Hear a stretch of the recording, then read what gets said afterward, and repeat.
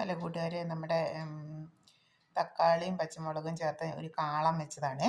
ഒരു കാളം വെച്ചതാണിത്. നമ്മൾ എല്ലാവരും വയ്ക്കാറുള്ളതാണ് കാളൻ അല്ലേ.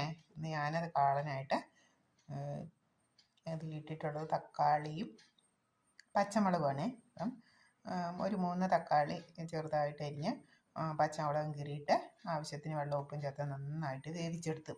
അപ്പോൾ അത് വെന്ത് വെള്ളം വറ്റി വന്നപ്പോഴത്തേക്കും ആവശ്യത്തിന് തേങ്ങയും ജീരകവും വെളുത്തുള്ളിയും ചുവന്നുള്ളിയും കൂടെ അരച്ച് തക്കാളിയിലേക്ക് ചേർത്ത് അത് നന്നായിട്ട് തിളച്ച് കുറുകി വന്നപ്പോഴത്തേക്കും നമ്മുടെ മോര് നന്നായിട്ട് ഉടച്ച് ഞാൻ എടുത്തിട്ടുള്ളതാണ്. ആ മോരും കൂടെ ഒഴിച്ച് ജസ്റ്റ് ഒന്ന് തിളപ്പിച്ചെടുത്ത് അത്യാവശ്യത്തിന് കരിവേപ്പില ചേർത്ത് ഞാൻ എടുത്തിട്ടുള്ളതാണ്. കടുക് താളിച്ചില്ല.